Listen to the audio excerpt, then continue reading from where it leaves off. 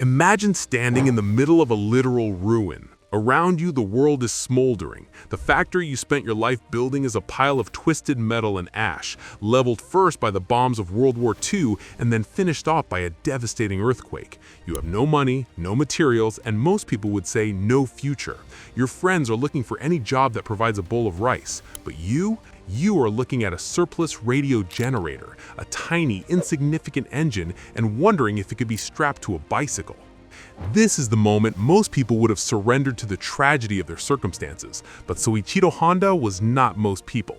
To him, failure wasn't a wall, it was a bridge. He was a man who failed 99% of the time so that the 1% of his success could change the world forever.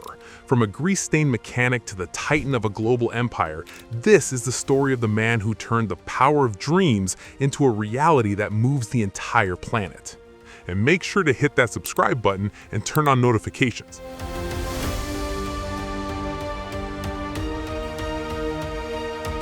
Soichiro Honda was born in 1906 in a small village at the foot of Mount Fuji.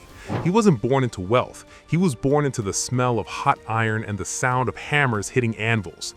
His father was a blacksmith who also repaired bicycles, and it was in that dark, soot-filled workshop that Soichiro's obsession began. While other children played with toys, Soichiro was mesmerized by engines. There's a legendary story that when Soichiro was just a toddler, he saw a Ford Model T rumble through his village. He didn't hide in fear of the loud, coughing machine. Instead, he ran after it. When the car stopped, he crawled underneath it to smell the oil in the exhaust. He later said that the smell of that oil was the finest perfume he had ever known. That scent would define the rest of his life. At 15, with no formal education and only his calloused hands, he headed to Tokyo. He landed an apprenticeship at a garage called Art Shokai. For the first year, he wasn't allowed to touch an engine. He was the babysitter for the owner's children and the floor sweeper. But he watched, he listened, he learned the language of metal. By the time the Great Kanto earthquake hit in 1923, young Soichiro was a hero, saving the garage's expensive cars from the fires. But Soichiro wasn't content being an employee. He was a racer at heart. He built his own racing car using a Curtiss-Wright aircraft engine, reaching speeds that terrified his competitors. After a horrific crash that nearly cost him his life and left him with permanent scars, he realized his true calling wasn't just driving machines, it was perfecting them. In 1937, he founded Tokai Seiki to manufacture piston rings for Toyota. He poured every cent he had into the project. He lived in his workshop, his hair unkempt, his clothes stained with grease. But when he finally delivered his first batch to Toyota, they were rejected.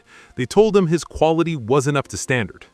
Imagine the humiliation, a man who considered himself a master mechanic being told his work was junk. He didn't quit. He went back to school, a technical high school, where he was the oldest student. He didn't care about the degree. He cared about the science of the piston ring. After 2 more years of struggle, he finally won the contract. Then the war came. American B-29 bombers leveled his factories. What the bombs missed, the Mikawa earthquake destroyed in 1945. Soichiro stood amongst the rubble of his life's work. Most would have wept. Soichiro sold what was left of his business to Toyota for 450,000 yen and spent the next year doing nothing, or so it seemed. He was waiting for the spark. In a post-war Japan where gasoline was scarce and public transport was non-existent, he saw his neighbors struggling to get around. He found those surplus radio engines, attached them to bicycles, and used hot water bottles as fuel tanks. The A-Type was born. It was loud, it was smoky, and people called it the putter-putter. But it sold. In 1948, Honda Motor Co. was officially born, but Soichiro knew his limits. He was a genius in the garage, but a disaster in the boardroom. He partnered with Takeo Fujisawa, a brilliant businessman. They made a pact. Soichiro would handle the engines, and Fujisawa would handle the money. It was one of the greatest partnerships in industrial history. While the world looked at Japanese products as cheap toys, Soichiro set his sights on the most grueling race on Earth, the Isle of Man TT. He announced to the world that Honda would win. People laughed.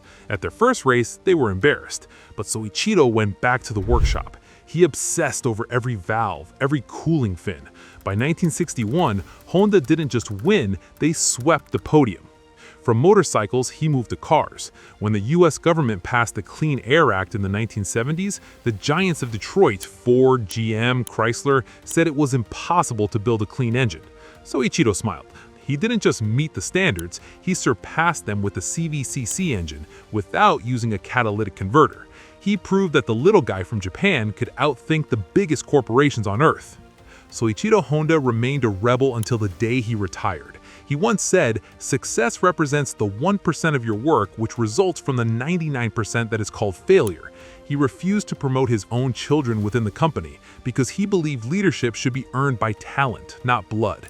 He was a man who preferred the company of his mechanics to the company of politicians. He built an empire not with a business degree, but with a wrench and an unshakable belief that if you can dream it, you can build it. Today, millions of vehicles carry his name, each one a descendant of that little putter-putter bicycle made in a shed. Soichiro Honda's life is a masterclass in the beauty of failing forward. He didn't see his scars as marks of shame, but badges of honor from the battlefield of innovation. Now, I want to hear from you. What is the piston ring in your life right now? What is that one project or dream that feels like it's failing but you refuse to let go of? Drop a comment below and let's encourage each other. If you found inspiration in Soichiro's journey, give this video a thumbs up and share it with someone who is currently facing their own 99% failure phase. Remember, the only true failure is the one you don't learn from. Keep dreaming, keep building, and we'll see you in the next one.